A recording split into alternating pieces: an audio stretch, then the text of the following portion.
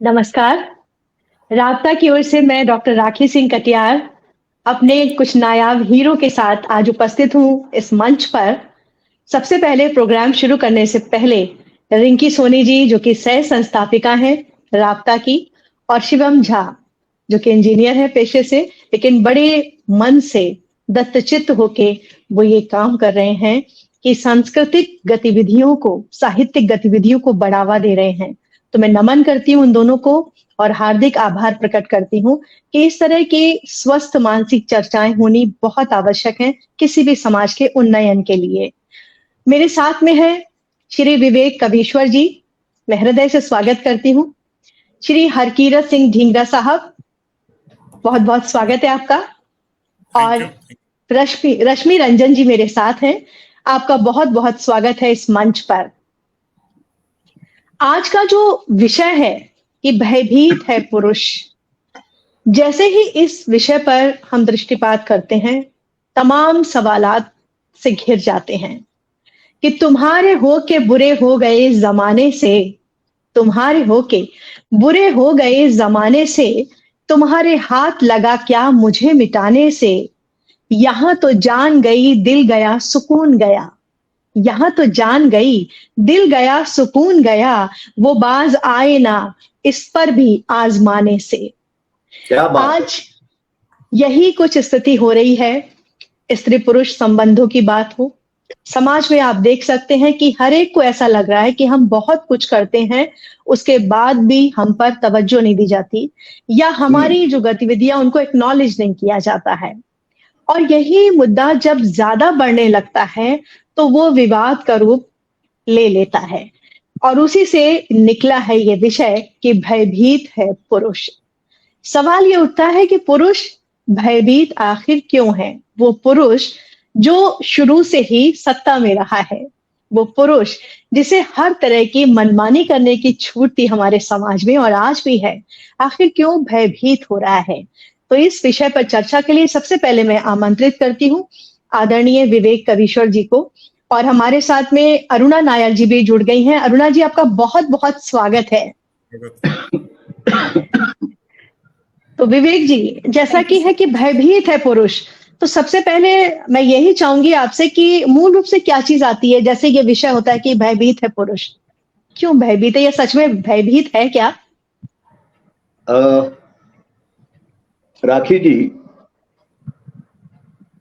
सबसे पहले तो पुरुष का नाम सुनते ही हमारे सामने जो एक चित्र आता है वो एक सुदृढ़ शरीर, दृढ़ और पक्का मन, लंबा चौड़ा हर संकट से जूझने वाला व्यक्ति। और स्त्री का नाम सुनते ही हम सोचते हैं कोमलांगी, ममत्व और स्नेह से भरपूर, दयालु, ऐसी व्यक्ति के बारे में। जी।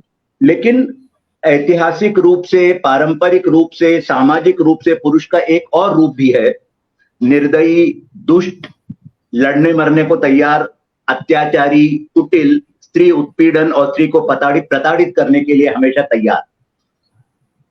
मैं मानता हूं ये रूप पुरुष का रह चुका है,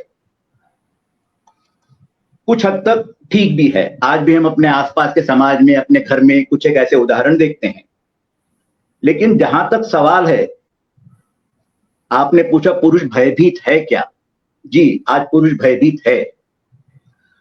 पुरुष भयभीत है इस कारण से क्योंकि उसका जो इतिहास रहा है वो उस पर एक लेबल लगा देता है, ठप्पा लगा देता है। जो ही कोई स्त्री पुरुष की तरफ इशारा करती है, समाज में से 20 उंगलियां उसकी तरफ उठती हैं कि अगर उसने इशारा किया है तो इसने जरूर कुछ गलत किया होगा। और तो और उसके अपने घर वाले भी इस पे विश्वास करने लग जाते हैं। आज एक समाज का ढर्रा ऐसा बन चुका है कि अगर आप भीड़ भाड़ में कोई भी स्त्री किसी पुरुष को ये कह दे कि ये क्या बदतमीजी है, तो 20-25 लोग बिना सोचे समझे उस पुरुष को मारने को तैयार हो जाते हैं, बिना जाने की हुआ क्या है। बिना जाने। और उससे बड़ी बात, पुरुष एक बार ये भी सह लेगा, लेकिन उससे बड़ी बात वो जो उसके ऊपर एक लेबल लग जाता है कि हाँ यही आदमी है जिसको लोगों ने मारा था, वो फिर जिंदगी भर नहीं जाता। कहते हैं ना, किसी भी धब्बे को आप हल्का कर सकते हैं, मिटा नहीं सकते। और फिर बिल्कुल वही पुरुष जब घर आता है और उसकी बेटी उसको देखती है तो उसकी बेटी, अपनी बेटी की आंखों में उसे नजर आता है कि क्या पापा आप, बीवी की आंखों में उसे नजर आता है तुम तो ऐसे नहीं थे, तुम्हें क्या हो गया। बेटा उसकी तरफ मुंह फेर के चला जाता है, आसपास के लोग हंसते हैं। ये सब एक मुख्य कारण है पुरुष के भयभीत होने का। बिल्कुल सही आपने कहा कि सच में पुरुष भयभीत है, ये बात तो सच है। और जो आपने शुरू में कहा कि पुरुष दो तरह के हैं, एक तो बहुत दयावान और दूसरा निर्दयी, एक बहुत बलिष्ठ और दूसरा निर्बल। तो बात यहीं पे आती है कि सबसे पहले तो मुझे लगता है हम सबको इस चीज को स्वीकारना चाहिए कि पुरुष हो या स्त्री, दोनों में ही दोनों तरह के लोग हैं, सब तरह के लोग हैं। किसी भी एक वर्ग विशेष को हम ये नहीं कह सकते, क्योंकि होता क्या है, जब हम पुरुष को हमेशा बहुत बलिष्ठ और हर तरह से ये मानते हैं कि बहुत दयावान होंगे, बहुत सहयोगी होंगे, तो कई बार हो सकता है कि वो एक एकदम आम आदमी हो, उनमें इतनी बेशक। ताकत नहीं हो कि वो 10 लोगों की मदद कर पाए। तो हमें ये भी समझना चाहिए और स्वीकारना चाहिए कि पुरुष है लेकिन वो इंसान ही तो है, वो भी थक सकते हैं, उनकी भी और जो राशि शक्ति जी और सामर्थ्य है। एक बात और कहना चाहूंगा। जी जब जब कोई भी स्त्री ये कहती है कि पुरुष बहुत निर्दयी होते हैं या पुरुष असहयोग करते हैं या पुरुष मानसिक रूप से प्रताड़ित करते हैं, लेकिन जब उससे पूछो क्या तुम्हारे पिता ने, तुम्हारे पति ने, तुम्हारे बेटे ने, तुम्हारे भाई ने भी ऐसे किया, कहते नहीं वो सब तो बहुत अच्छे हैं। हाँ तो फिर सही ये कह रहे पुरुष कौन से हैं, हैं। ये एक बात आ जाती है। ये जो हम लोग का एक रवैया होता है कि हम चीजों को जनरलाइज कर देते हैं कि पुरुष जी ऐसे होते हैं, यही बिल्कुल। चीज गलत है। मैं आती हूँ रश्मि रंजन आपके पास में कि जो विवेक जी ने जो बात कही है कि हम एक उस तरह से स्वीकारते नहीं है कि वो भी इंसान है, ठीक है, वो भी, उनमें भी सब तरह की खूबियां और खामियां हो सकती हैं। आप इस बात से कितनी सहमत हैं? मैं इस बात से पूर्णतः सहमत हूँ। विवेक सर ने जो बोला है, कई हद तक अभी जो एक समय था जब स्त्री मानते हैं कि स्त्री को एक सॉफ्ट कॉर्नर मिला हुआ है, और एक समय था जब वो अतिवादिता का शिकार भी रही है। लेकिन हम्म, अभी के समय में बहुत सारे ऐसे एग्जाम्पल सोसाइटी में हमको देखने को मिलते हैं कि हमको क्योंकि छूट दी गई है तो हम कुछ भी कर सकते हैं। तो वो उसकी मर्यादा है। कई सारे एग्जाम्पल्स हैं, और बहुत मेजर एग्जाम्पल है बोलने को लेकर के, पहनावे को लेकर के। अभी एक हम्म, रिसेंट में काफी कंट्रोवर्शियल जो चला था दिल्ली मेट्रो वाला। तो अतिवादिता ठीक है, आपने आपको छूट मिली है और ये सभी के लिए लागू होता है, लेकिन हम उसका फायदा तो नहीं उठा सकते समय। और बिल्कुल क्योंकि हमारी जो मर्यादा है, हम जिस कल्चर में अभी बिलोंग करते हैं, इंडियन कल्चर को बिलोंग करते हैं, जहाँ हम रहते हैं वहाँ पे जहाँ तक मुझे पता है, मैं हमारे संस्कार तो ये नहीं सिखाते। तो स्त्री हो या पुरुष कोई भी हो, इस तरह के वेशभूषा, बोली, किसी भी चीज को अडॉप्ट करने के पहले उनको एक बार तो ये जरूर सोचना चाहिए कि वो कर क्या रहे हैं, और उनके परिवार पे, उनके बच्चों पे, कहीं भी इसका असर तो होता है। अगर मैं वो बेशक। का एग्जांपल दूं, या उर्फी जो एक काफी सारे नाम हैं ऐसे आ जाते हैं, तो इन लोगों का अगर एग्जांपल देती हूँ, तो क्या इनके माता पिता इनके व्यवहार से संतोषजनक स्थिति में होंगे? क्या वो मानते होंगे कि उनकी बेटियां जो कर रही हैं वो बहुत अच्छा कर रही है? इसी जगह पे अगर मैं किसी पुरुष को रख लूं और वो अगर ऐसे कपड़े पहन करके बाहर निकलते हैं या ऐसे सार्वजनिक स्थान पे जाते हैं, तो क्या उसको एक्सेप्ट करेंगे? तब फिर तो हम तो तुरंत उंगलियां उठाना शुरू कर देते हैं कि ऐसे ऐसे, या बिल्कुल फिर घर के। और वहां सारा छोड़ दीजिए, एक अपनी सोसाइटी में भी अगर आप कोई पुरुष बाहर निकल के सिगरेट पी रहा, अच्छा आप सोसाइटी में अलाउड नहीं है ऐसा करने के लिए, तो फिर मुझे as a girl, as a woman, इतना भी अधिकार नहीं मिला कि समाज की एक मर्यादा को हम तोड़ करके आगे बढ़े। हमारी एक मर्यादा है और उसको मान के चलना, उसको संभाल के रखना हमारी जिम्मेदारी बनती है। बिल्कुल बिल्कुल, बहुत अच्छी बात आपने कही बिल्कुल मैं कि सहमत जो हूँ। भी ऐड करूंगा एक, मैं बोल सकता हूँ? जी जी बिल्कुल, स्वागत है आपका। विवेक कविशर जी ने जैसे बोला कि आदमी कुछ भी करे तो एक बार उंगली उठ जाए तो वो एकदम से बिल्कुल अपराधी घोषित किया जाता है, मान लिया जाता है कि इसने ये अपराध किया होगा। दिल्ली में भी कुछ साल पहले, 5-6 साल पहले, एक रेड लाइट पे एक लड़की ने अपनी एक वीडियो बनाई, एक सरदार लड़के की, कि इसने मेरे को छेड़ा है, और किसी और ने भी वीडियो बनाई थी, लेकिन उसकी वीडियो जो है पहले वायरल हो गई, और रात को वो पुलिस स्टेशन बैठा था अपनी माँ के साथ, और 2 दिन में उसकी नौकरी चली गई और उसका मतलब एक पूरा करियर तबाह हो गया, उसका पूरा ही मतलब लाइफ ही उलट पुलट हो गई, उसकी नौकरी चली गई। घर वालों ने हालांकि उसका बहुत साथ दिया और क्योंकि उन्हें उम्मीद थी कि हमारा लड़का ऐसा नहीं कर सकता है। और आप ये देखिए कि उसको लड़की को जो है दिल्ली के जो चीफ मिनिस्टर है उन्होंने बुला के इनाम दिया और उसको पता नहीं क्या क्या घोषित कर दिया और बहुत ज्यादा टाइटल दिया। तो वो और सबसे बड़ी बात ये है जो दुख की बात है वो ये है कि 2-3 साल बाद वो सजाजी लड़का जो था वो बिल्कुल बरी हो गया। ही वॉज मतलब cleared by the court for not for any of the his fault. तो उसके जिंदगी के जो 3 साल गए उससे अंदाजा लगाइए कि कितने लोग और भी भयभीत हुए होंगे, कितने लोगों को और भी लगा होगा कि यार हम ऐसे अगर बुरे फंस जाएं। वो लड़का तो अनमैरिड था, ठीक है, उसके परिवार था, उसने सपोर्ट किया। कोई फैमिली मैन होता उसके साथ ऐसा हो जाता और 2-3 साल के लिए उसकी जॉब चली जाती तो उसकी फैमिली पे क्या बीतता।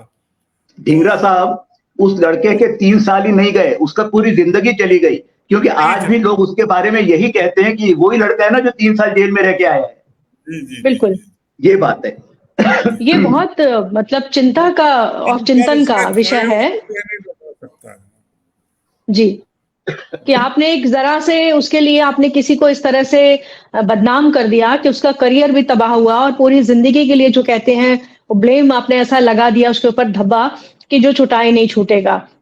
तो बहुत सोच समझ के किसी भी कार्य को करने की जरूरत है और सबको ये चीज का ध्यान रखना है, चाहे वो स्त्री हो या पुरुष। और जो बात की रश्मि ने कि बहुत अच्छी बात कही कि मर्यादाओं की जहां तक बात है, मर्यादाओं का पालन करना हम सबका कर्तव्य है, सिर्फ स्त्रियों का या सिर्फ पुरुषों का नहीं है। जो चीज गलत है समाज में वो सबके लिए गलत है, ऐसा नहीं है कि आपके लिए गलत और मेरे लिए सही है, क्योंकि जहां पे हम ये पक्षपात करने लगेंगे वो एक स्वस्थ समाज का वहां पर निर्माण हो ही नहीं सकता।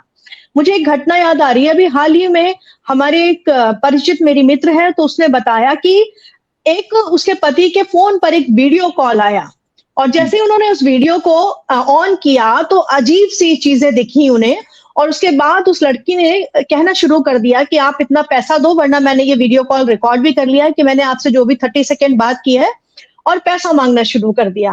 मतलब वो तो अच्छा है कि वो पति पत्नी में इतनी समझदारी है आपस में, वो एक दूसरे को जानते हैं कि ऐसा हो ही नहीं सकता, लेकिन ये चीजें कितनी गलत हो रही हैं कि आप किसी भी तरह से सामने वालों को लूटने का प्रयास कर रहे हो, उसे बदनाम कर रहे हो।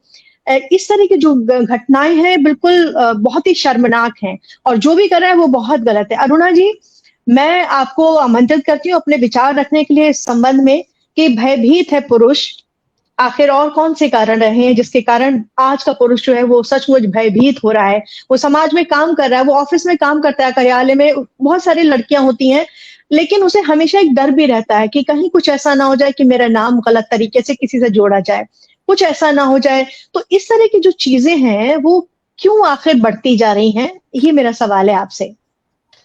नमस्कार आप सभी को। नमस्ते। अगर मतलब ये एक विषय बहुत ही विशेष है, मैं यही कहूंगी।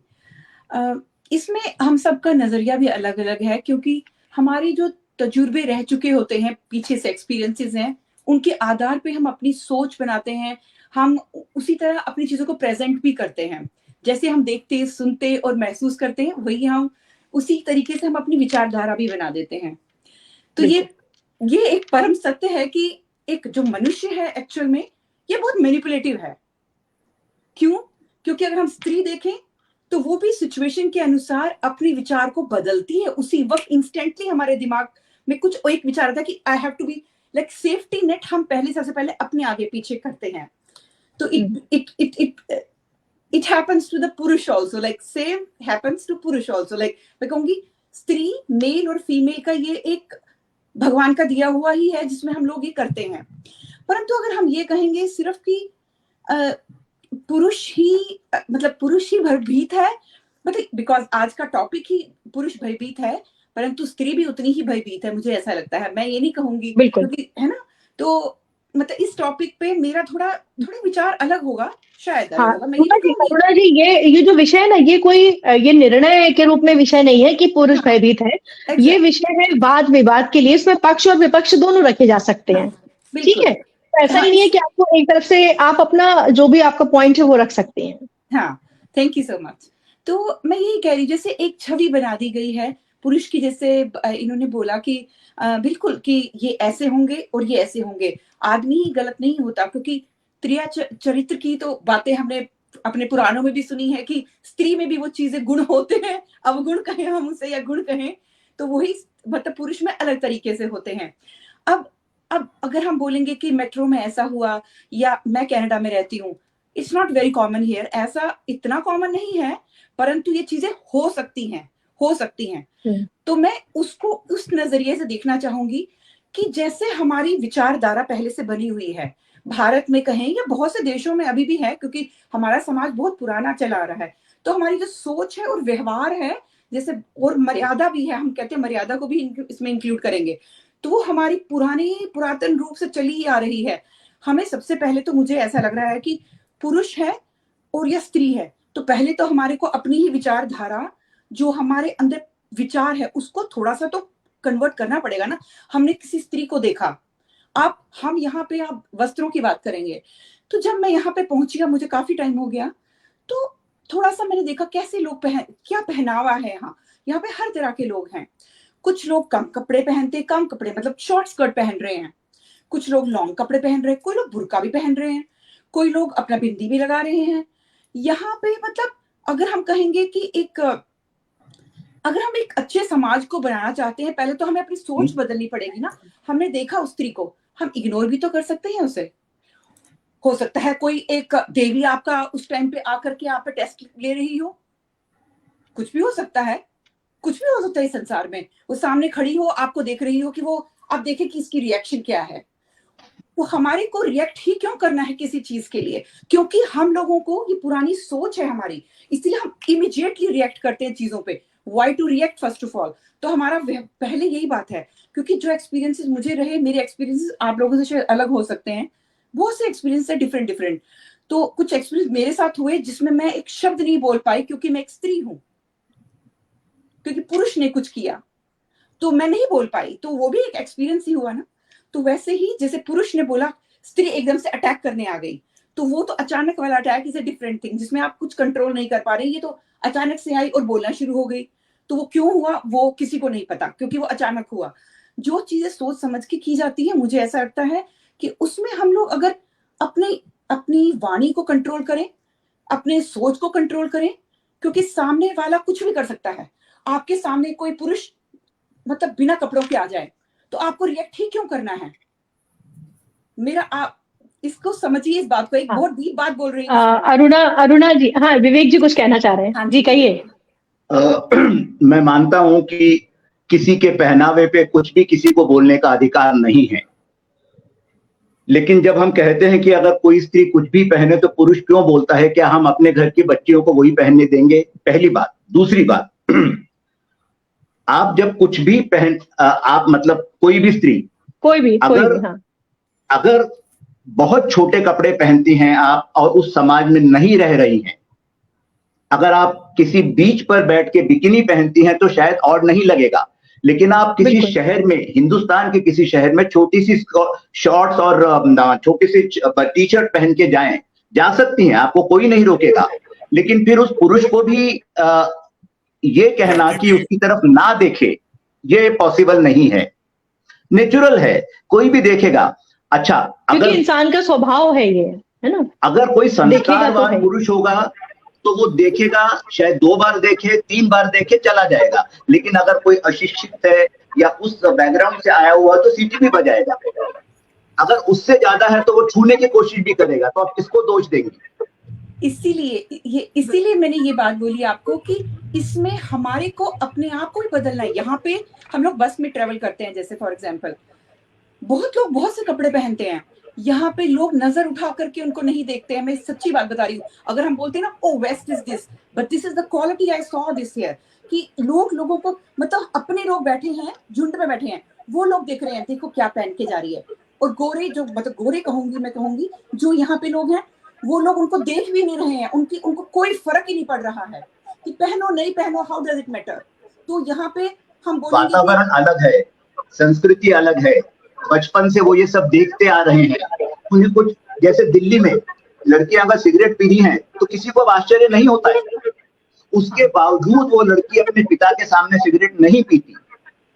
क्योंकि वो अगर वो घर में शॉर्ट्स पहन के बैठी हुई है और उससे कोई रिश्तेदार आ जाए तो वो कपड़े पूरा पहनना पसंद करती है, क्योंकि संस्कार बने हुए हैं अभी तक।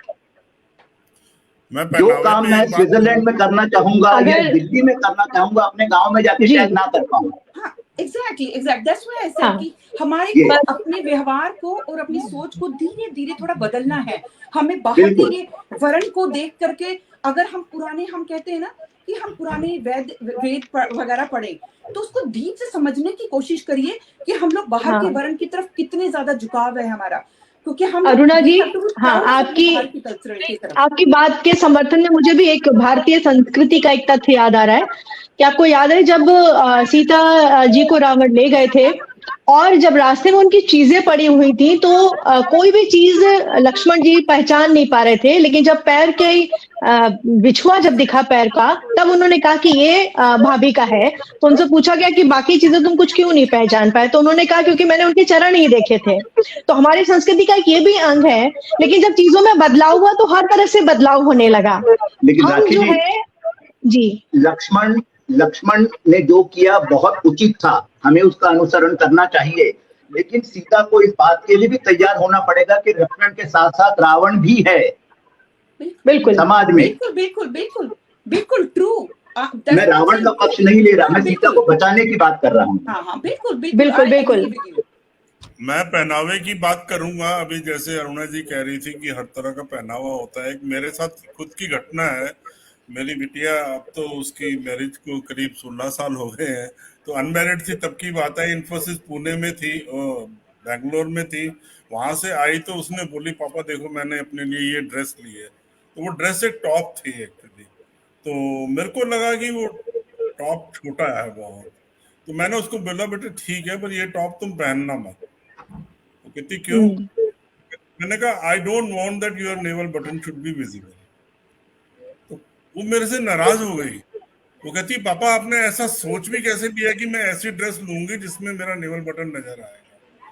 तो मेरे को अपने आप पर बहुत ज्यादा शर्मिंदगी हुई कि मैंने अपनी बेटी पे कॉन्फिडेंस ना रख के मैंने एक टिप्पणी की जिसको उसने इस वे में रिएक्ट किया। तो वो एक संस्कार कह लीजिए, या हमारी मिसेज भी बड़ा कंट्रोल रखती थी, बहुत चीजें उनको सिखाई हुई थी, तो वो उसी पे चल रही थी। लेकिन मेरे मन में एक डाउट आया तो मैंने वैसे ही बोल दिया कि you should not wear this. तो उसने नहीं, बिल्कुल ये जो कैसे लिया कि मैं ऐसा कोई कपड़ा खरीदूंगी जिसमें ऐसा हो। हाँ, तो हरकीरत जी आपके मन में जो एक वो आया ना, आपने कहा कि मुझे अपराध बोध सा हुआ कि मैंने क्यों कहा उससे, जब वो इतना हमें समझती है कि जो हम चाहते उस तरह से चल रही है, लेकिन फिर भी माता पिता कई बार पता है हमारे बच्चे सही राह पे चल रहे हैं, फिर भी उन्हें बताना पड़ता है कि गलत राह कौन सी है, ताकि वो उसका अंतर जो है वो समझते हुए आगे चले। क्योंकि हमारे बच्चे सही राह पर हैं, शायद दूसरे बच्चे ना हो। जिसने मेरे से वो बुलवाया, और ये काम तो हमेशा करते रहना पड़ेगा ना, उनको बताना पड़ेगा कि सही और गलत क्या है, क्योंकि बिल्कुल हर तरह के लोग हैं। आप उनको अभी से अगर नहीं बताएंगे, मेरी 2 बेटियां हैं और उनको पूरी पहनने की आजादी है, सब कुछ जैसे पहनना है, जैसे रहना है, किसी भी चीज में रोक टोक नहीं है। तो रोक टोक नहीं होने के बाद उनसे जो मुझे रिजल्ट चाहिए वो भी मुझे उतना ही इक्वली मिला है, तो उस चीज की बहुत खुशी भी है। लेकिन समाज मतलब समाज के लिए भी नहीं, लेकिन अपने लिए कि मैं कैसे रह रही हूँ, मैं कैसे पहन रही हूँ, मेरे लिए तो मैटर करेगा ना। और वही चीज मैं चाहूंगी कि मेरी बेटियों में दिखे। अभी अगर मेरी बेटी 8th स्टैंडर्ड में और वो कहे कि मैं अगर मॉल में जाऊं या पार्टी करूं, या तो शायद एज अ मदर कई बार सोचूंगी मैं कि मैं ग्रेड 8 में अभी उसको कैसे इस चीज की परमिशन दे दूं। एक समय आएगा जब आपको आजादी तो मिल ही जाएगी और पूरी लाइफ आपको अपनी अकेले ही जीनी है, तो एक सर्टेन पीरियड तक ही मैं उनको बांध के रख सकती हूँ। लेकिन उसके बाद तो जब तक मैं उसको बांधने का मतलब ये नहीं है ना कि वहां पे मैं उनको बंधन में रख रही हूँ। बांधने का मतलब ये है कि आपका एक समय आएगा जब आप अपनी आजादी को इस्तेमाल कर सकते हैं, लेकिन तब तक आप उस समाज, उस परिवार और उसके ये के हिसाब से चलना है। अरुणा जी की बात से सहमत हूँ कि जो औरतों के साथ पहले होता रहा या अब होता रहा, बहुत कुछ हुआ है और बहुत कुछ गलत भी हुआ है। मेरी कविताएं 90% स्त्रियों के ऊपर ही मैं लिखती हूँ, और उसमें स्त्री के हर स्थान को, मतलब अगर विधवा की तरह उसको अगर पीड़ित किया गया है तो उस पर भी लिखा है मैंने, हर रूप को लिखा है। लेकिन स्त्री होने के नाते मेरा भी एक धर्म है, मैं उस चीज को छोड़ करके आगे जो नहीं बढ़ सकती। और मैं हर बार ये कहूँ कि मेरे पिता पुरुष है, मेरा भाई पुरुष है, मेरे पति मेरे हस्बैंड है, वो है, तो कहीं ना कहीं उनसे, उनकी तो एक ये है। लेकिन हाँ, मैं इतना सब कुछ कर रही हूँ, इतनी सारी आजादी मिली हुई है, राखी जी जानती है, जितना कुछ मैं करती हूँ, अगर कहीं ना कहीं सहमति नहीं होती तो शायद ये दिक्कत होती। समाज में ये चीजें भी हैं कि कई औरतें नहीं निकल पा रही हैं, कई औरतें सही में नहीं कर पाती हैं, लेकिन जो कर पा रही है उसमें कहीं ना कहीं दोनों की सहमति तो है।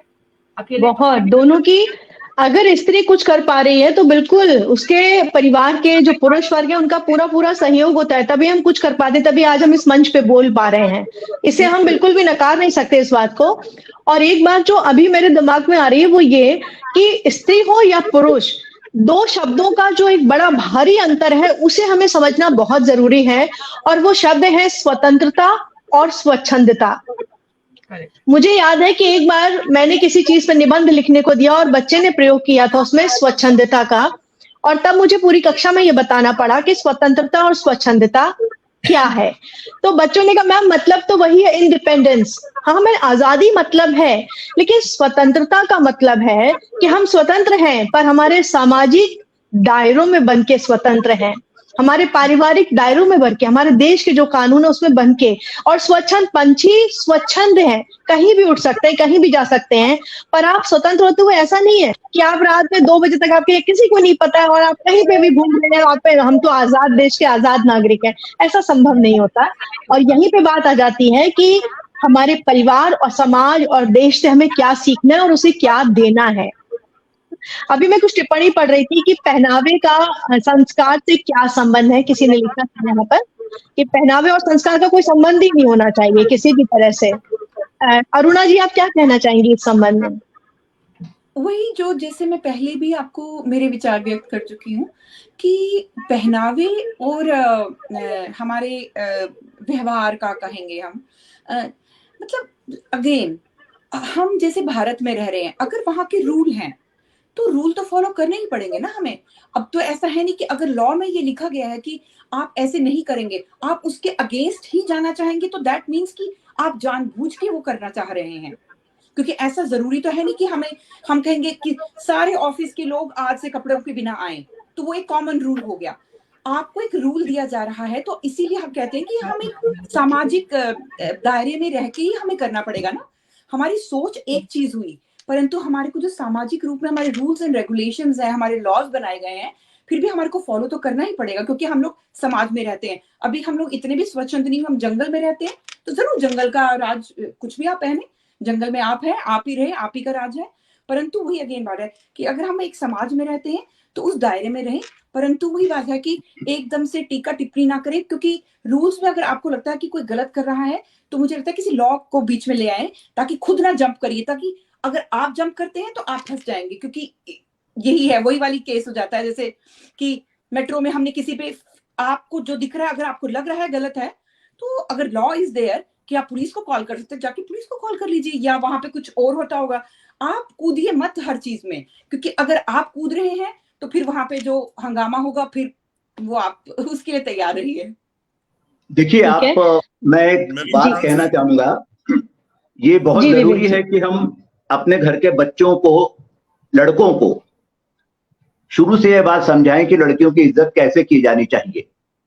लेकिन हम समझा सकते हैं, अगर कोई लड़की है तो वो ये अपेक्षा कर सकती है लड़कों से कि वो उसकी इज्जत करेंगे, उसके हाथ में नहीं है जरूरी इज्जत करवाना, उम्मीद कर सकती है। लेकिन सवाल यह है कि अगर वो लड़का बदतमीज है तो उसे ऐसे परिस्थिति क्यों लाई जाए कि हम उसे और उकसाएं।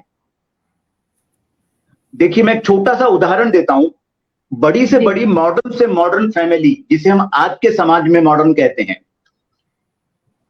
उनके घर में जब लड़की देखने आते हैं तो लड़की को साड़ी ही पहनाई जाती है। क्यों? कुछ तो कारण है। वही लड़की एक दिन पहले शॉर्ट पहन के, टी शर्ट पहन के, साइकिल चलाते हुए पूरी कॉलोनी में घूम रही थी। लेकिन जब उसे कोई देखने वाला आता है तो उसका एक रूप प्रस्तुत किया जाता है। ये है संस्कार। और ये भी कोई जरूरी नहीं है कि साड़ी पहनी है तो उसका चरित्र बहुत अच्छा हो या निक्कर पहनने वाले का चरित्र खराब हो, ऐसी कोई बात नहीं है। सवाल यह है कि हम अपने आप को किस तरीके से प्रस्तुत करते हैं।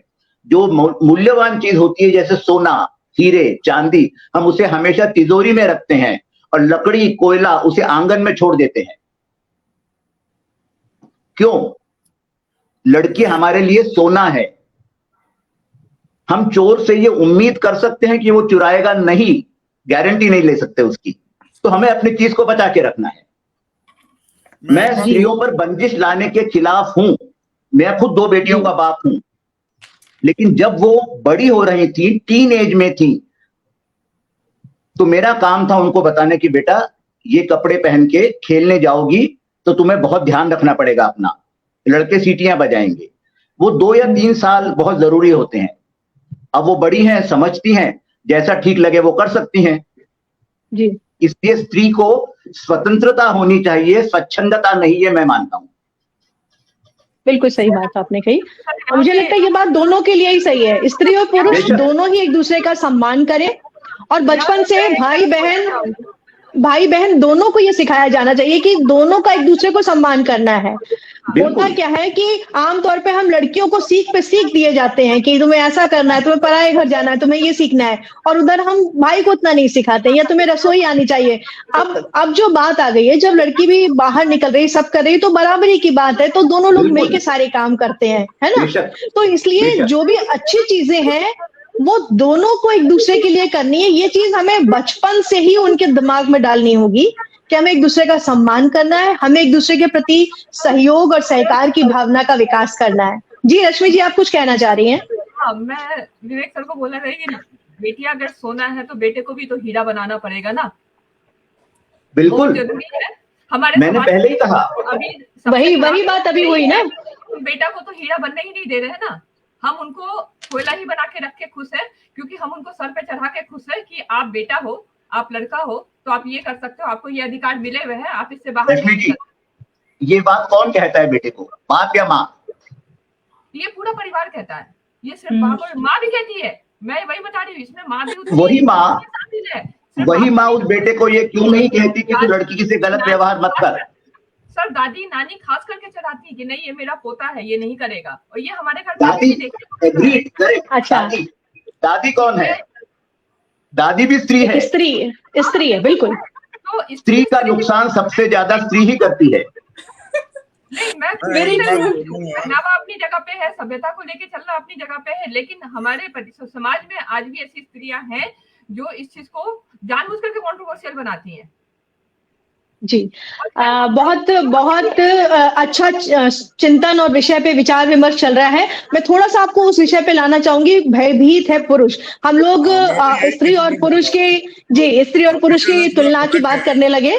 जी, कोई बात नहीं, ऐसा होता है, जब विचारों का अतिरेक होता है तो चीजें सामने आती हैं। मैं जो एक छोटी सी चीज यहाँ पे आपको उससे जोड़ना चाहूंगी कि जैसे जब भी कहीं पे कुछ गलत होता है तो नियम कानून बनते हैं। उससे पहले हम सोचते भी नहीं कि इसके लिए किसी कानून की जरूरत है या नियम की जरूरत है। तो कुछ स्त्रियों के साथ जब बुरा हुआ तो कुछ कानूनों का निर्माण हुआ, कुछ नियम बनाए गए। कुछ समय तक कुछ लोग लाभान्वित हुए, लेकिन कुछ समय के बाद जो कुछ अत्यंत चतुर वर्ग था उसने उनका दुरुपयोग करना शुरू कर दिया। जो चीजें बनी थी कुछ लोगों के लिए, जो जरूरतमंद लोग हैं उनकी सहायता के लिए, वो जरूरतमंद लोग उससे सहायता नहीं पा रहे हैं, बल्कि कुछ ऐसे लोग जिनके दिमाग में जो है वो बहुत ज्यादा चालाकी भरी है कि किस तरह से, कहां से हम रुपए ले सकते हैं, कहां से हम क्या कर सकते हैं, वो लोग उसका दुरुपयोग कर रहे हैं। और इसीलिए पुरुष बेचारा भयभीत ना हो तो क्या हो ना। हरकीरत सिंह जी, आप मेरी बात पर कुछ कहना चाहेंगे? हाँ, मैं ये कहना चाहूंगा कि मेरा एक बहुत अच्छा करीबी दोस्त था, हम 43 इयर्स तक इकट्ठे थे, आज वो नहीं है इस दुनिया में। मैं एक उसकी लाइव एग्जांपल बताना चाहता हूँ कि उसने अपनी 10 साल की बेटी को एक दिन थप्पड़ मार दिया। कुछ किया होगा उसने, तो गुस्सा आना स्वाभाविक है पिता के मन में। छोटी लड़की थी, 10 साल की, बहुत ज्यादा बड़ी भी नहीं थी। उसकी माँ उसको लेके थाने पहुंच गई और उसने पति के अगेंस्ट ही कंप्लेंट लिखा दी कि इसने मेरे बच्चे पे हाथ उठाया। तो पुलिस वाले ने अलग अलग पूछा दोनों से, तो मेरे दोस्त ने इससे पूछा तो उसने बताया कि ऐसे ऐसे बात की इसने, मैंने मार दिया। तो उसने, पुलिस वाले ने उसको कान में समझाया, कहता भाई साहब आप जो कह रहे हैं बिल्कुल सही है, हमें मालूम है आप सही हैं, लेकिन कानून जो है वो इनके साथ है। मैं चाह कर भी आपकी कोई मदद नहीं कर सकता क्योंकि कानून इनके साथ है। तो मैं ये कह रहा हूं कि ऐसे किस्से होते हैं तो आदमी भयभीत होता ही है। और ये एक इतना बड़ा टॉपिक है। जब शिवम ने ये पोस्ट डाली थी तो मेरा शायद पहला दूसरा रिएक्शन था या जो भी था, मैंने कहा था ये तो ओशन है, मतलब आप इसको समुंदर मान के चलिए कि इतना बड़ा टॉपिक है कि इसमें तो कुछ भी बात, बहुत सी बातें आती हैं। उन्हीं दिनों दिल्ली में वो लड़की थी जिसका कि उसके बॉयफ्रेंड ने या लिव इन में रह रही थी और माँ बाप को बोल के गई थी आप सोच लो मैं मर गई, और ये मतलब महीने 2 महीने 4 महीने बाद उसके क्या हशर हुआ हम सब जानते हैं। तो उसमें केस में उसके माँ बाप की स्थिति देखिए, पिता हो या माँ हो, उनका भयभीत होना कितना लाजमी है। अगर उनके घर में एक और बच्चा है, भले लड़की है या लड़का है, कि कल को इसके साथ क्या परिस्थितियां आ सकती हैं और ये क्या कर सकता है, कहाँ जा सकता है। तो भयभीत आदमी जो है वो बिना बात के नहीं है। मैं एक बात और छोटी सी जोड़ूंगा, 1 मिनट के लिए और लूंगा। मेरा एक मित्र है, 3 बेटे हैं। एक की शादी 2015 में हुई थी, उसके बाद 2 बेटे हैं। सबसे छोटा बेटा 30 साल का हो चला है और बड़े वाला भी 34-35 का होगा, दूसरे नंबर वाला। वो आज मैंने उससे पूछा यार तू शादी क्यों नहीं कर रहा, तुम तो रिटायर हुए भी, तुम्हें अब 5 साल हो गए। कहता यार क्या करें, लड़की लेने की हिम्मत नहीं हो रही है।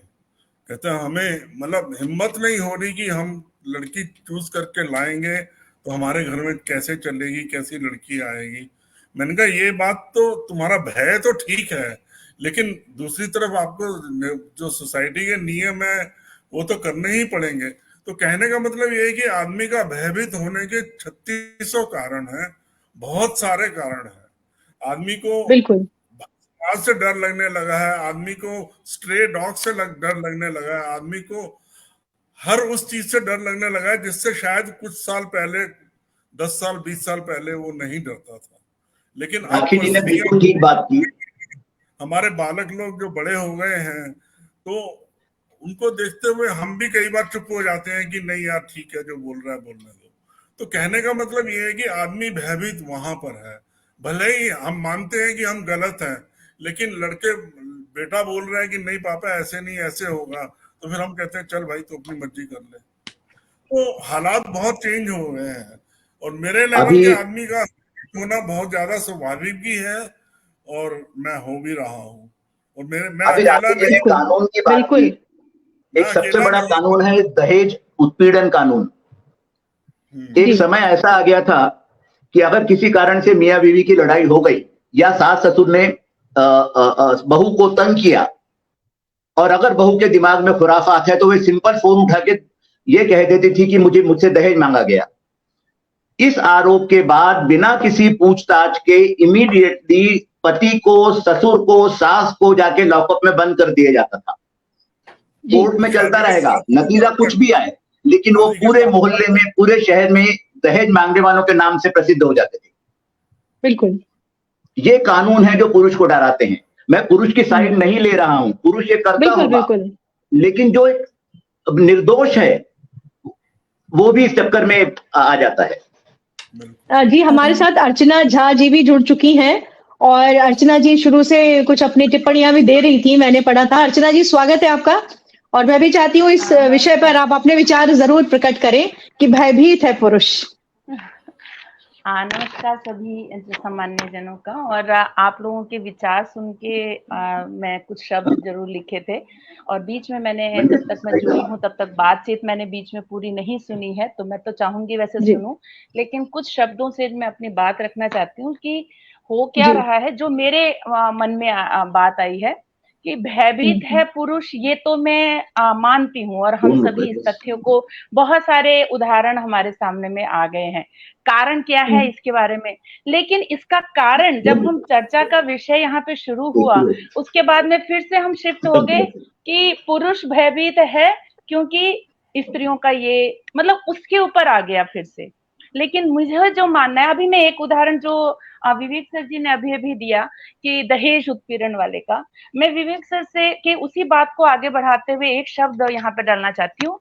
मान लिया दहेज उत्पीड़न के लिए कानून बना है और बहुत सारे उदाहरण मिले हैं जिसके कारण जो हमारे निर्दोष जो लोग हैं वो इसमें फंस गए हैं, लेकिन ये कमी कानून की है, ये कमी कानून में है कि उसमें इस तरीके का नहीं वो पता कर सकता कि कौन सा निर्दोष है कौन नहीं है।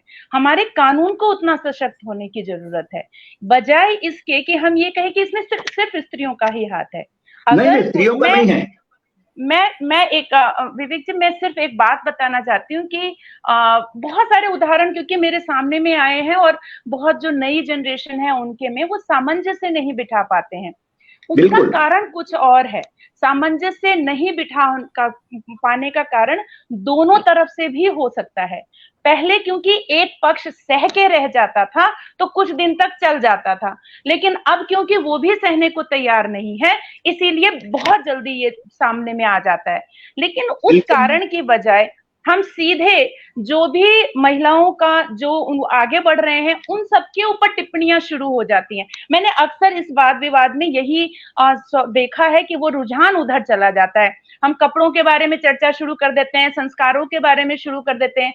अगर स्त्री ने कष्ट नहीं सहा, मैं ये मान सकती हूँ कि किसी भी संबंध को बनाए रखने के लिए एक एक्सेप्टेंस जिसको कहते हैं वो सबसे ज्यादा जरूरी होता है, वो दोनों पक्ष की तरफ से होना चाहिए। लेकिन ये क्यों प्रश्न उठ रहा है कि अगर स्त्रियां बोल रही हैं कि हम नहीं सहेंगी तो आपने कह दिया कि घर बिगड़ रहा है क्योंकि स्त्रियों ने स्वतंत्रता इस तरीके से ले ली है। लेकिन पुरुष जो आज तक करता आ रहा है, नहीं बात किसी ने भी नहीं कही हमारे में से। सर ये जब भी बात होती है इस सब चीज की, मैं सिर्फ मतलब वो इस समय की बात नहीं कर रही है, वैसे बात कर रही है कि लोग इस तरह की बात करते हैं।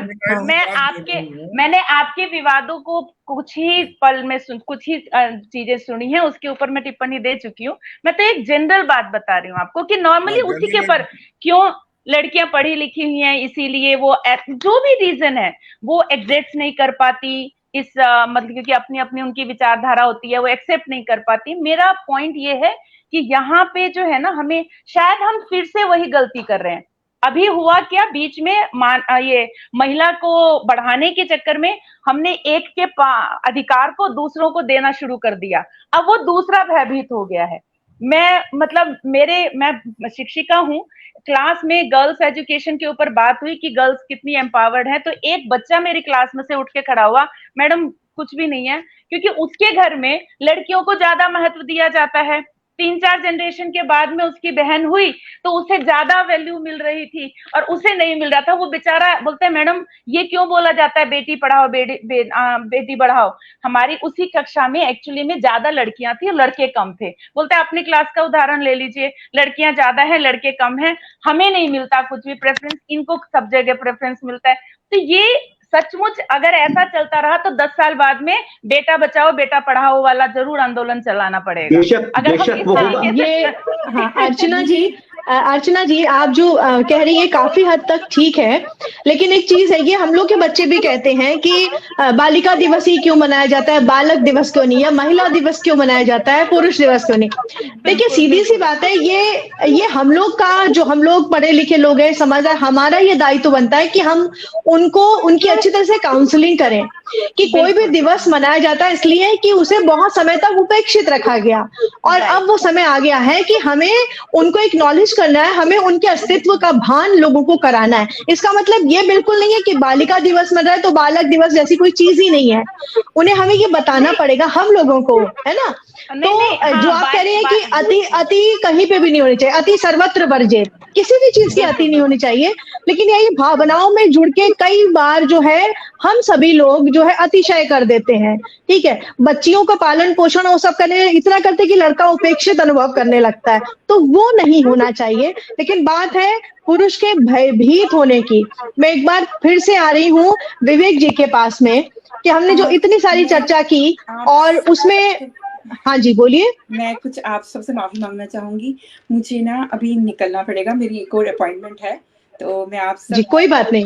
हाँ, आपने सबको आपने मिलकर अपने विचारों को रखा, बहुत बहुत धन्यवाद आपका, और फिर जुड़िएगा जरूर। Sure, thank you so much. हाँ, धन्यवाद। हाँ जी, विवेक जी।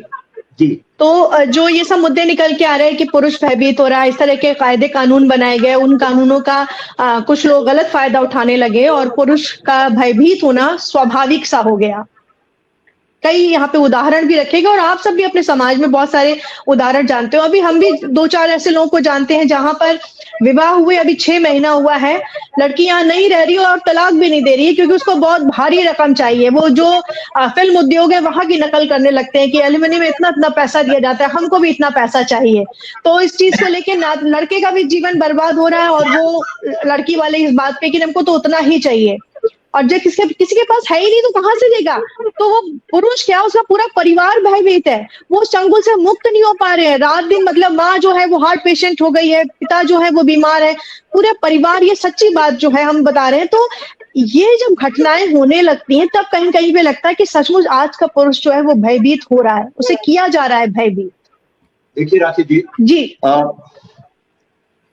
पहले की परिवार व्यवस्था, सामाजिक व्यवस्था और जो आजकल पिछले 5 या 10 साल से चल रही है, उसमें मुख्य फर्क आने का कारण मुझे एक लगता है।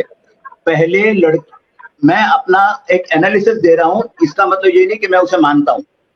बिल्कुल। पहले लड़कियों की शादी बहुत कम उम्र में 17, 18, 19, 20 में हो जाती थी।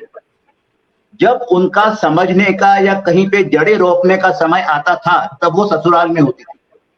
अब पढ़ाई के कारण या करियर के कारण या और ऊंचा होने के कारण 27, 28, 29, 30 साल में जब लड़की की शादी होती है, वो पहले ही एक सांचे में ढल चुकी होती है, उसकी अपनी सोच विकसित हो चुकी है। सोच विकसित हो चुकी। दूसरी बात, हमारे टीवी, हमारा मीडिया, हमारे एनजीओ जितने बने हुए हैं, वो लड़की के ऊपर एक पूरी तरह से वो बना देते हैं कि जब तू ससुराल में जाएगी तेरी उपेक्षा होगी, तुझे छला जाएगा, तेरी पढ़ाई की कोई कीमत नहीं होगी। जब वो लाल रंग का चश्मा पहन के ससुराल में आती है, उसे सब लाल ही नजर आता है।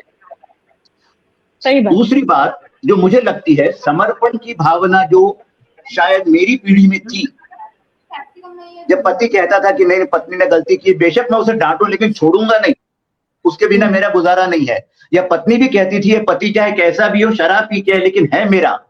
ये आज नहीं है। आज भावना ये है, तुमने गलती की तो क्यों की और मैं तुम्हें क्यों माफ करूं। लड़की की गलती नहीं है, ये जो संस्कार नहीं, जो उसे समाज से मिला है फीडबैक, या जो माँ ने उसे बचपन से सिखाया है। माफ कीजिएगा, माँ मैं इसलिए कह रहा हूं क्योंकि बाप जनरली इस दायरे में आता नहीं है कि सास से ऐसे रहना, दबना मत, ये मत करना, वो मत करना। वो लड़की जब आती है तो वो एक घोड़े की तरह होती है जिसके दोनों पे लगा हुआ है। जहां पति ने कहा देर हो गई ऑफिस से, तो मैं क्या कहीं रंगरेलियां बना के आ रही हूं। पति भी नहीं समझना चाहता कि वो थकी हुई है इसलिए ऐसा कह रही है। पति उसकी बात को वहीं पकड़ लेता है, अगर ऐसे बोलना तो जा अपने घर में, वो चली भी जाती है। समर्पण कहाँ है? किसी में भी अब धैर्य नहीं बचा है, धीरज है ही नहीं, बिल्कुल नहीं है। जिस सब्र की बात हमारे पूर्वज लोग करते थे कि सब्र रखो, है ना, सब्र रखने से तो बहुत सारी समस्याओं के समाधान होते, वो सब्र हमें लगता है कि स्त्री और पुरुष दोनों में वो हमारी जो ये पीढ़ी आ रही है इसमें ये वो खत्म सा होता जा रहा है, किसी में वो सब्र है, खत्म हो चुका है। स्त्री का दोष नहीं है, पुरुष का दोष नहीं है। मैं दोष कहूंगा ये सामाजिक विचारधारा, ये एनजीओ, ये मीडिया, और दूसरी बात सबसे माफी मांग के मैं कहता हूं, बेटी के मन में किसी भावना को उकेरने के लिए जितनी दूसरी स्त्री इंपॉर्टेंट होती है उतना पुरुष नहीं। या घर में जब कोई दुल्हन आती है, जब दूसरी बहू घर में आती है तो उसमें मैक्सिमम गलतियां निकालती है सास, ननंद, जेठानी, ना कि ससुर। ससुर तो बेचारा बहुत खुश है, उसे चाय की प्याली मिल जाए वो बहुत खुश है। एक स्त्री ही दूसरे स्त्री को छलती है, ये मैं मानता हूँ। हो सकता है मैं गलत हूँ। विवेक जी, यहाँ पे एक चीज मैं डालना चाहूंगी यहाँ पे, जो आपने कहा ये जो परिस्थितियां थी, ये पहले की परिस्थितियां थी जहां पे स्त्रियां ज्यादातर फ्री होती थी, घर में ही रहा करती थी, ठीक है। और जब घर में ही रहेंगे, घर के कामकाज उन्हीं का सरोकार हो रहा है आने वाली बहू से, तो वही नुक्स निकालेंगी, वही उसमें कमियां निकालेंगी, वही बात।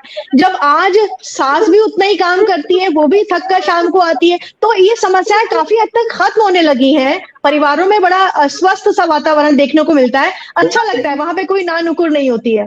तो जहां पे जब जैसे जैसे लोगों को रोजगार मिल रहा है, लोग अपने आप को व्यस्त रखते हैं, वहां पर वो खाली दिमाग शैतान का घर वाली बात जो है ना, वो खत्म होती जा रही है। हाँ, तो इसीलिए वो चीजें वहां पे ठीक हो रही हैं कि उनको पता है कि भाई बहू भी थक के आई है, मैं भी थक के आई हूं, तो वो अपेक्षा नहीं करेंगी कि अरे कैसी चाय बना, चाय है तो जैसी भी है स्वागत है, दोनों मिलके बैठ के पियेंगे। तो मुझे लगता है ज्यादा से ज्यादा शिक्षित होना और ज्यादा से ज्यादा रोजगार में जुटे रहना बहुत बड़ा एक कारक होगा इन समस्याओं के समाधान के लिए। जी रश्मि जी, आप कुछ कहना चाह रहे थे? एक लड़की शिक्षित होती है मतलब एक पूरी पीढ़ी शिक्षित होती है, पूरा जी, परिवार बिल्कुल, शिक्षित बिल्कुल। होता है। ये पुरुष के साथ बात नहीं है। और मैं अगर मैं एक बात कहूं कि जिस दिन पुरुष और स्त्री, लड़का और लड़की, पति और पत्नी एक भावना आ जाए सिर्फ ये मेरा है, वहीं पे सारी बातें खत्म हो जाएंगी। इसने गलती बिल्कुल की सर, वही और ये एक्सेप्टेंस की मेरा है। बात मैं वही कह रही थी। एक्सेप्टेंस की बात है यहाँ पे, सिर्फ और सिर्फ एक्सेप्टेंस की बात है। और वो मैं एक सर आपकी बात बात और से बहुत बोलना सहमत हूँ। चाहूंगा हमारी सोसाइटी में कि जो ज्यादा बिगड़ा हुआ रूप है ना, और जिसको स्त्री को स्त्री के ऊपर जो थोपा गया है ना, उसमें सबसे पहला किरदार वो स्त्री ने ही निभाया है, बहुत जी, मेजर रोल। और हरकीरत जी ये कुछ बात कहना ठीक चाह है। रहे हैं? प्रोवोकिंग का काम भी होता है ना, वो मेजर इधर मैं ही से होता है, जो सामने पुरुष प्रोवोक होता है। तो एक बात और भी है कि पुरुष ने इतना अत्याचार किया है स्त्री पर, इसमें कोई शक नहीं है। बिल्कुल मैं 10, 15, 20 साल की बात नहीं कर रहा हूँ, 100, स्त्री ने 200 भी साल किया है, पुरानी। तो स्त्री जब, ने भी किया है, ये बात नहीं है हाँ कि नहीं ठीक है, किया है, लेकिन ये लेकिन कि सामने नहीं आता है। लेकिन स्त्री, मानता हमने हूं मैं भी, बात, लेकिन तो आज हमको हमारी वाइफ पुरुष, बोलती है कि आपको क्या मालूम वो कैसे बिहेव करती है किसी जी, और के बारे में। तो हर घर में पुरुष अपनी को अपने ही सिस्टम होते हैं, अपनी अपनी ही कहीं कहानियां ना होती हैं। मैं कहीं ना कहीं एक बिल्कुल। बात, पुरुष को अपने कर्मों का फल भोगना पड़ेगा। उसकी जो अत्याचारी वाली इमेज है, उसका उसे नुकसान उठाना पड़ेगा। वो उठा भी रहा है, लेकिन स्त्रियों को भी इतना ही जरूरी है कि देखे कितना बदल रहा है पुरुष। क्या हमारे पिता, बिल्कुल। हमारा भाई ऐसा ही है? बिल्कुल बिल्कुल सर। क्या आज मेरा भाई मुझे प्यार नहीं करता, मेरा पति मुझे प्यार नहीं करता? बदल रहा है, सब कुछ बदल रहा है। सोच बदलनी चाहिए। मैं पुरुष एक बदलने की बात, कोशिश कर रहा है, स्त्री को वो एक्सेप्ट करनी चाहिए। बाकी तो बिल्कुल, मैं बिल्कुल सही बहुत कहा आपने। पुरानी बात पुरुष बोलूंगा। है और मेरी दोनों को सिस्टर, एक साथ मजली सामंजस्य सिस्टर बिठाकर थी चलना पड़ेगा। मेरी बिल्कुल सही कहा आपने, बिल्कुल सही कहा। हरकीरत सर मेरी कुछ मजली कहना हरकीरत जी, सिस्टर, हाँ, जी, जी सर। मेरी मजली सिस्टर की शादी हुई 74 में। तो वो जब घर आई, हफ्ते बाद 10 दिन बाद जब भी फेरा डालने आई, तो वो अपनी सास की बातें बता रही थी, बुढ़िया ने ये किया, बुढ़िया ने वो किया। तो मैं उस टाइम पर 18 साल का था सिर्फ। तो मेरे को उसकी बात बड़ी खराब लगी। तो मैंने बोला उनको, सिस्टर को, मजली दीदी मेरे साथ बहुत क्लोज थी वो, मैंने कहा आप ऐसे क्यों बोल रही हो अपनी सास को? मैंने कहा कल को मेरी बहू, मेरी शादी होगी, मेरी बहू आएगी, अगर वो हमारी मम्मी को बुढ़िया बोलेगी अपने घर जाके, तो अब ये शब्द अच्छा नहीं बोलेगी, लगेगा। हाँ, बिल्कुल आप बिल्कुल। शब्द उसने, मतलब मेरी सिस्टर ने मेरे को गले लगा के मेरे को बोला कि वाकई मेरे से गलती हो गई, मेरे को ये नहीं बोलना चाहिए था। तो ये तो ग्रो होने के, हम सीखते हैं जो जो सीखते हैं। पर मैं ये बता रहा हूँ कि जब हम पेरेंट्स के साथ शादीशुदा हो जाते हैं, 15 साल हो जाते हैं शादी को, तो कई बार ऐसा होता है कि माता पिता के साथ झूठ बोलना पड़ता है बीवी को खुश करने के लिए। कई बार बीवी को झूठ बोलना पड़ता है माता पिता को खुश करने के लिए। तो ये एक बैलेंस मेंटेन करना पड़ता है, जिसमें होकर आदमी ऊपर उठ के आगे आता है। लेकिन जैसे जैसे उम्र बीतती जाती है, मैं अपने पर्सनल एक्सपीरियंस पे ज्यादा बोलूंगा कि आदमी थोड़ा सा भयभीत होता जाता है। पहले मैं गाड़ी अच्छी स्पीड पे चलाता था, आज हमारी पत्नी बोलती है कि अरे यार तुम गाड़ी चलाना भूल गए यार, कैसी गाड़ी चलाते थे। लेकिन मन में एक डर है कि नहीं यार कुछ हो ना जाए, गाड़ी को कुछ लग ना जाए। तो कहने का मतलब ये है कि भयभीत होने के बहुत सारे कारण हो गए हैं पुरुष के पास आज, उसके बच्चों को लेके, उसका वेलापन, आफ्टर रिटायरमेंट, पोस्ट रिटायरमेंट खाली बैठना। तो हर तरह की बातें जो हैं उसको थोड़ा सा नेगेटिविटी की तरफ, थोड़ा सा डर की तरफ बहुत लेके बहुत जाता है। हरकिरत जी, आपने बहुत एक नई चीज जो निकाली कि सिर्फ उसी मुद्दे से पुरुष भयभीत नहीं हो रहा है कि उसपे कोई लांछन लगा दे, बल्कि ये बहुत महत्वपूर्ण बात आपने कही कि जैसे जैसे हमारी उम्र बढ़ती है हम बहुत सारी चीजों में असुरक्षित महसूस करने लगते हैं। कल तक जो हम गाड़ियां दौड़ाते थे आज हमें उसमें डर लगता है। क्यों? हमें लगता है हमसे जुड़ी हुई बहुत सारी जिंदगी है, हमारा अगर एकदम से कुछ हो गया तो अकस्मात निधन का क्या परिवार पे प्रभाव पड़ेगा। पुरुष ये सब सोचता है और वो भयभीत होता है। तो ये एक बहुत बड़ा पक्ष आपने रखा कि ये भी कारक है कि पुरुष भयभीत होता है, क्योंकि शुरू से उसने जिस तरह से चीजों को लिया है कि मेरी जिम्मेदारी है और वो परिवार मेरे अकस्मात जाने से किस तरह से गुजरेगा, ये सोच के वो भयभीत होता है। इसलिए और रिटायरमेंट की जो बात आपने कही वो भी बहुत सच है कि जिसने एक बहुत अच्छे पद पे काम किया है, इतना ओहदा, इतना सम्मान, इतना वेतन मिलने के बाद वो उस स्थिति को स्वीकारने में उसे वक्त लगता है कि जब मैं सेवानिवृत्त हो जाऊंगा तब हो सकता है पत्नी के द्वारा कही गई पहले कोई बात या छींटाकशी उसे उतनी बुरी ना लगती हो, सेवानिवृत्ति के बाद ज्यादा बुरी लगने लगती है कि हाँ अब तो मैं बेकार हो गया हूं ना। राखी जी, जी, यहाँ लेवल की जी, बात नहीं है कि किस लेवल से रिटायर हुआ है। अगर क्लर्क जी, भी रिटायर हुआ है तो वो भी भयभीत है, और अगर कंपनी का बिल्कुल डायरेक्टर या चेयरमैन रिटायर हुआ है वो भी भयभीत है। कि भयभीत अब मैं कैसे परिवार में सरवाइव करूंगा। हाँ, तो नहीं, हर चीज चेंज हो जाती है, और चेंज हो जाता है, आपका पूरा नजरिया बदल जाता है। पता नहीं लोग कैसे कहते थे कि रिटायरमेंट के बाद आपकी नई जिंदगी शुरू होती है, लेकिन मैंने रिटायरमेंट के बाद ये देखा कि मैं लेखन में आया ही मैं रिटायरमेंट के बाद हूँ, टू बी वेरी ऑनेस्ट। तो मेरे को लगा है कि ये ना होता तो शायद मैं भी पागल हो जाता, क्योंकि मैं खाली बैठ ही नहीं सकता, कुछ ना कुछ बिल्कुल मेरे दिमाग में चलता ही रहता है। तो कुछ ना कर पाना, चाह कर भी ना कर पाना, वो भी एक तरह का भय है मेरे मन में। जी, आदमी सोचता है कि मैं ये कर लूं, वो कर लूं। मैं जैसे इंटीरियर डेकोरेशन की आइटम्स वगैरह बनाता हूँ, लेकिन कोविड में जो है मेरा कारपेंटर की टीम वगैरह सब मैंने छोड़ दी। लेकिन वो खाली दिमाग में ये था, यार ये भी बनवाना था, वो भी बनवाना था, ये भी बनवाना था। वो लिस्ट बढ़ती जा रही है और टेंशन बढ़ती जा रही है, डर बढ़ता जा रहा है कि अब जिंदगी तो खत्म होती जा रही है, तो आगे कैसे होगा, कब होगा। तो बहुत सारे अलग अलग पहलू हैं जिंदगी के जो मुझ पुरुष को भयभीत करते जाते हैं, और हम लोग राखी इस जी, समुंदर में बहते हैं।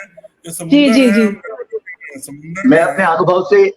अपने अनुभव से एक बात कहना चाहूंगा। जी जी, स्वागत है। काफी अरसा हो गया मेरी शादी को। हम लोगों ने शादी के बाद बहुत पहले एक नियम बनाया था पति पत्नी ने, जो भी लड़ाई होगी, जो भी मनमुटाव होगा, जो भी व्यंग बाण चलेंगे, जाहिर है हर घर में चलते हैं, बिल्कुल वो सब कुछ बेडरूम के दरवाजे के बाहर ही रहेगा।